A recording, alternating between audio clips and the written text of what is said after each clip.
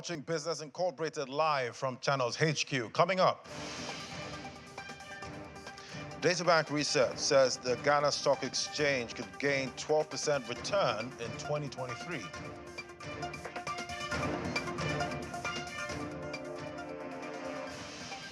And Zimbabwe's ban on lithium oil exports led to stockpiles of the key battery metal building up in the southern African country.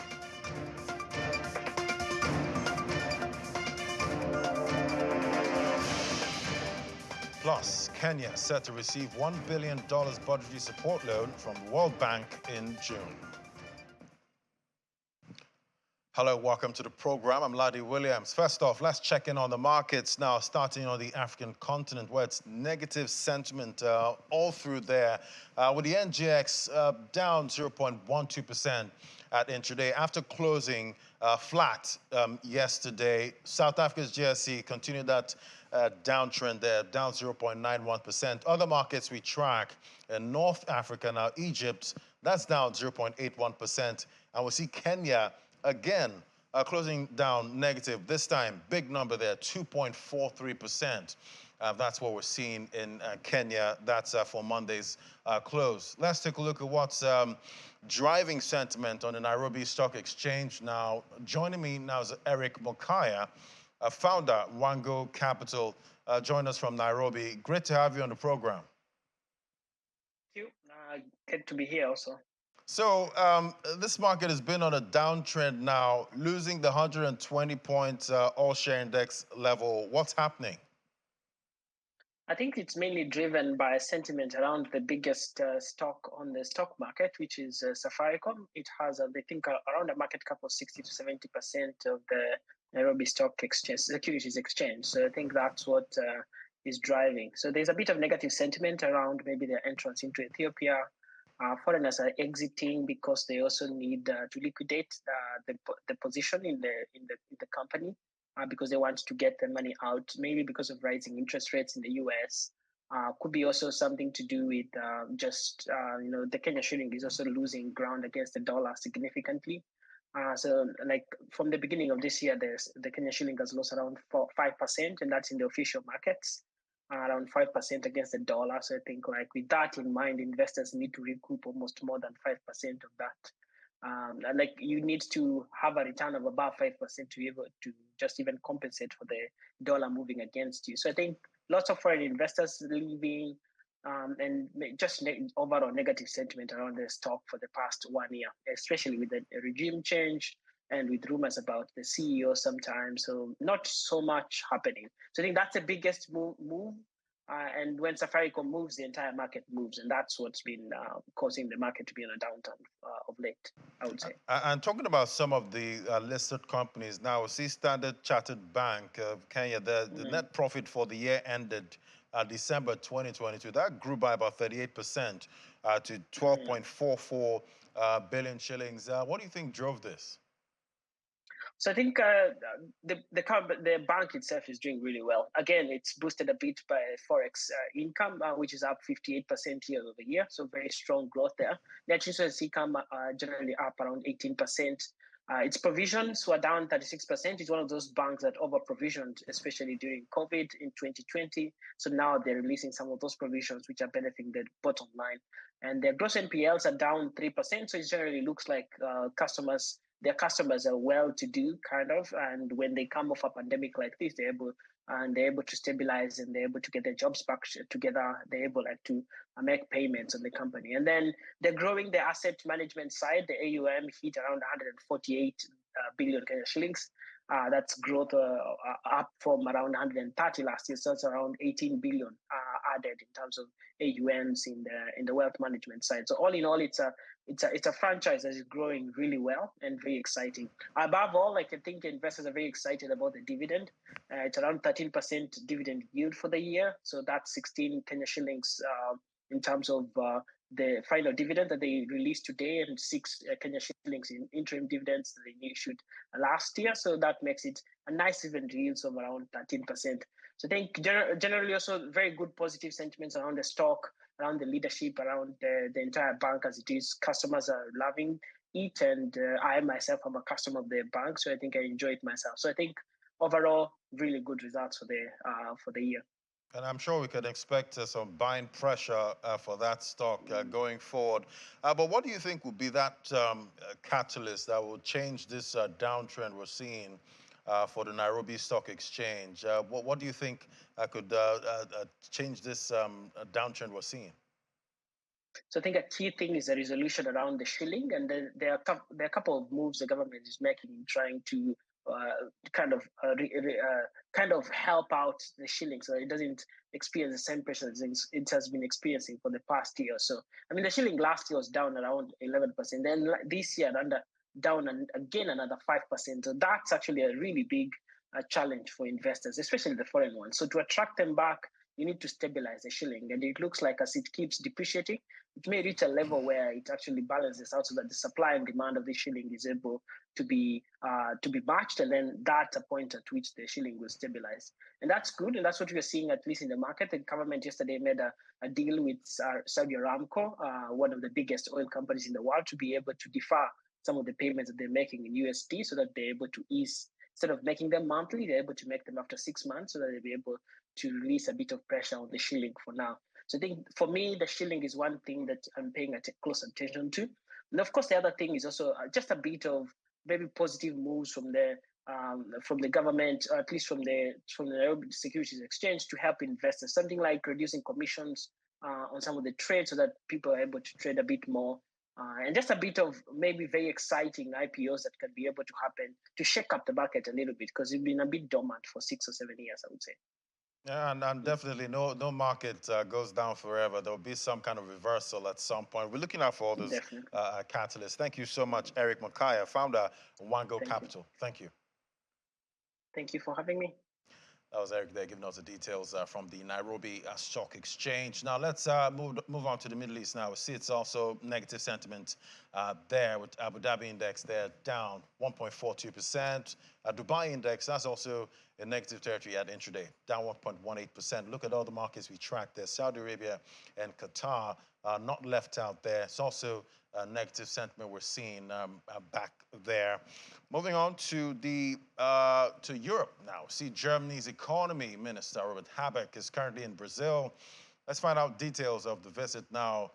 Marie Sina joins us from Berlin. Great to have you, Marie. So what is the aim of the visit exactly?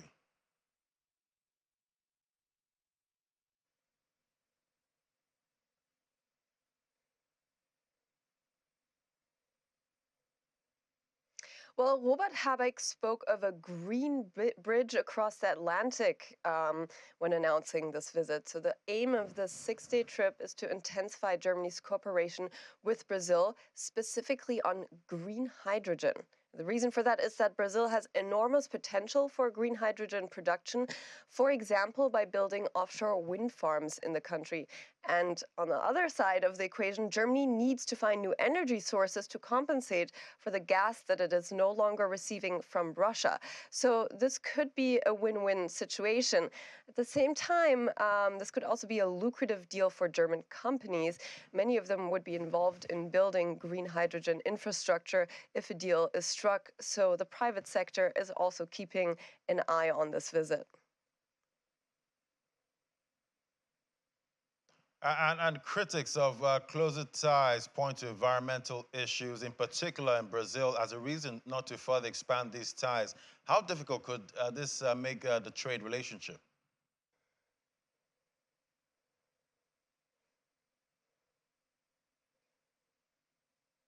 Yeah, so the main concerns voiced by critics are that agricultural exports from Brazil to Germany may increase with any sort of agreement, with any sort of trade agreement. And critics are specifically looking at exports of soybeans, of meat, and of sugar from Brazil to Europe and to Germany. And the reason this is problematic is that these are products that are linked to high deforestation rates, especially in environmentally significant areas in Brazil, like the Amazon. Now, the German delegation has already, in a way, responded to this criticism. It has said that any deal on energy cooperation will have to include requirements on environmental protection. But obviously, both sides have to agree to such requirements, the Brazilian side and the German side. And the last trade agreement between Europe and Brazil, Mercosur, was put on hold because the former Brazilian government did not follow the environmental requirements of the EU. So it really remains to be seen how much overlap there is on this topic. But how are investors in Europe reacting to the Silicon Valley Bank collapse?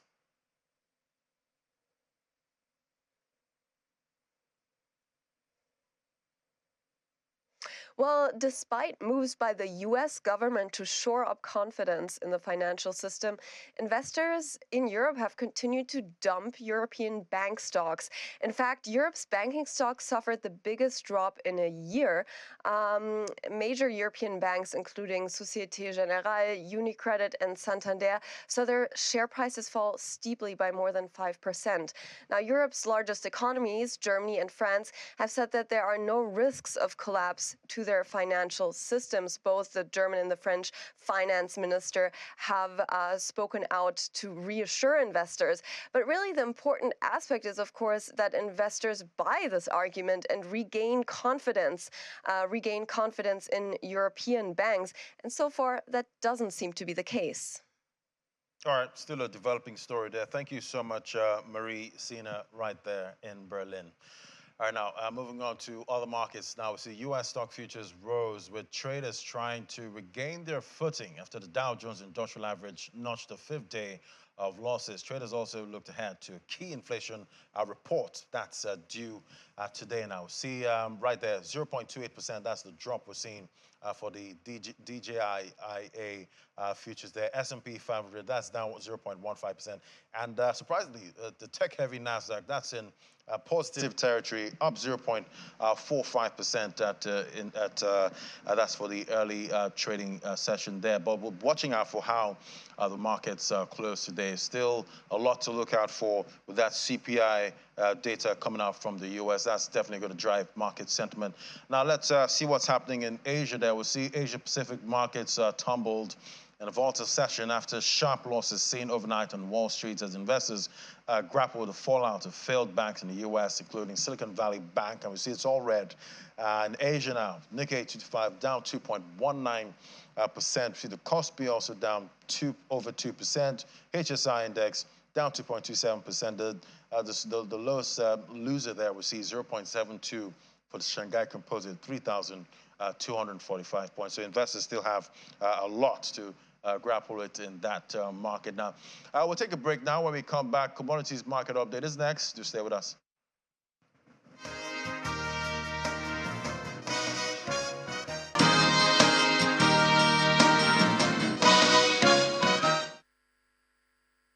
Watching Business Incorporated live from Channels Television now. So today we're looking at tea with varieties such as green tea, black tea, and herbal tea.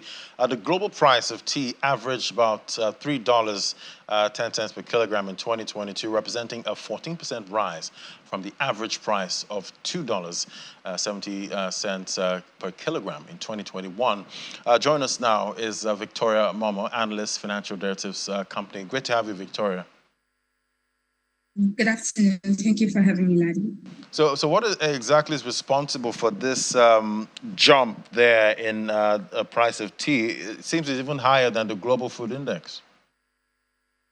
Yeah, so food index actually is declining, or has been declining for like the 11th consecutive time, due to the waning impact of the Russian-Ukraine war. However, global tea prices, recorded a spike by 14% in 2022. And this is, I will streamline the reasons into three. One is, a reduction in output of tea from major regions that grow tea.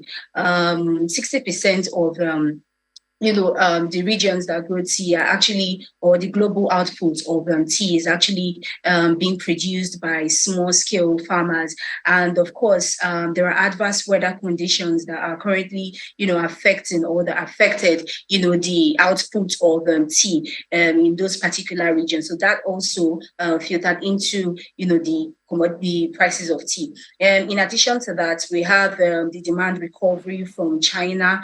As we are all aware that the Chinese government has recently lifted the stringent zero COVID policy, and this has led to the recovery of demand from China. And China accounts for 40% of global demand for tea. And of course, once there is an increase in demand for tea, it triggers the price of tea. It's also important to note that rising input costs, for example, fertilizers, also contributed to the increase in global price of tea. And that is because fertilizer, which is an input needed to grow tea, also recorded a spike due to the Russian-Ukraine war. And it is expected that the prices would remain elevated due to all of the supply disruptions, demand recovery from China, and even some change in consumption pattern in favor of tea in some countries.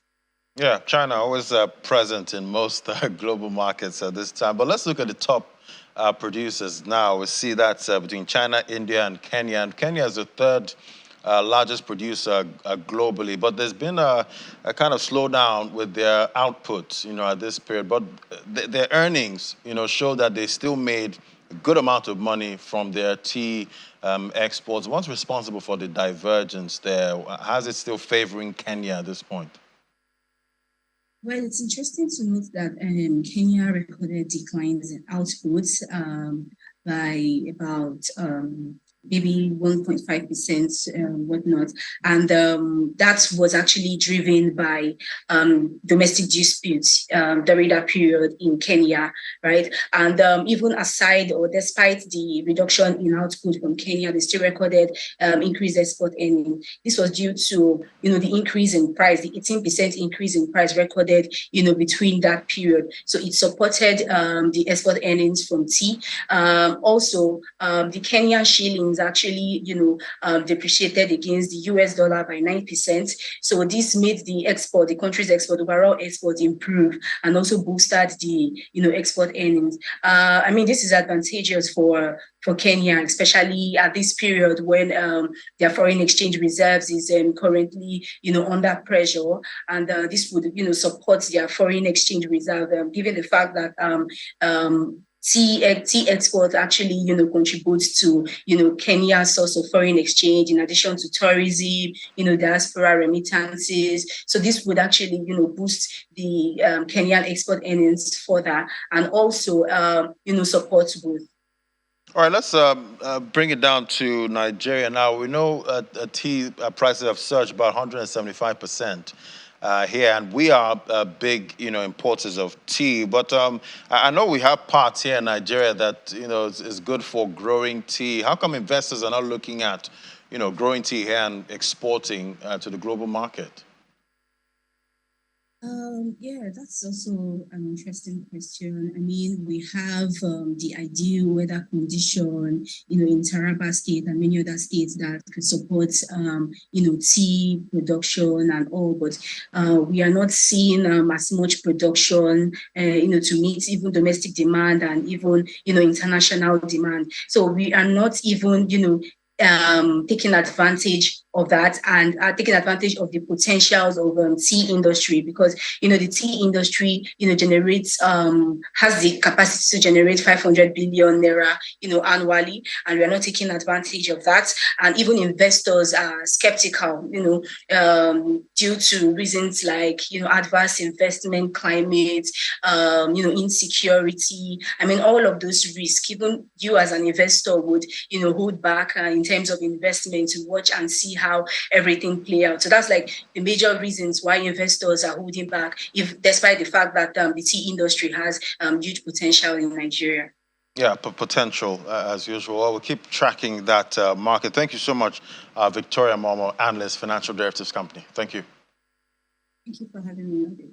So we're talking tea there, tea exports on the global market. Let's move on now. We see the Ghana Stock Exchange is forecasted to gain about 12% return in 2023, and that's according to Data Bank research. The market will return to a positive trajectory after ending 2022 as the worst performing stock market in Africa. Research firm also expects agro-processing firm Benzo Oil Palm Plantation to do well this year, continuing its good dividend payout history. The stock market has since this year recorded about 1.46% return in CD term for investors. However, in dollar term, the exchange has recorded negative return. This is due to the year-to-date loss of the CD to the dollar. And Zimbabwe's ban on lithium ore exports has resulted in stockpiles of the key battery metal building up in a southern African country. The ban, introduced by the government last December in a bid to encourage local processing of the metal, has resulted in 2 million tons of ore being stockpiled. The ban has impacted small and medium-scale miners. It's not clear how much lithium is contained in the stockpiled ore. Most of the lithium from Zimbabwe, which is one of Africa's largest resources of the metal, is usually shipped to China or South Africa. Nations from the US to China are rushing to secure supplies of materials necessary for green energy transition as the world turns away from fossil fuels. And Kenya is set to receive a $1 billion budgetary support loan from the World Bank in June. Kenya's target was initially $750 billion before being increased to $1 billion. The disbursement under the Development Policy Operations Facility will provide Kenya with additional resources to help plug the budget deficit. Last week's downgrade of Kenya's debt repayment rating did little to protect the country from additional external debt. This comes after the World Bank Group approved 32 billion shilling increase in Kenya's loan request, as Kenya is set to receive $1 billion in budget support this June. And Nigeria's Vice President, Professor Yemi Osinbajo, the President of the Africa Development Bank, Akiumi Adesina, and other partners have launched the Investment in Digital Creative Enterprise called the iDice program. Launch in Abuja marks the rollout of a flagship initiative that will drive vital funding for Nigeria's digital and creative industries and consolidates the country's position as Africa's leading startup, investment destination, and youth entrepreneurship hub. A steering committee chaired by the Vice President's office will oversee the initiative in cooperation with technical committee made up of business leaders and government ministries, departments, and agencies. And that's it on Business Incorporated today. Thank you so much for watching. I'm Lati Williams. Bye for now.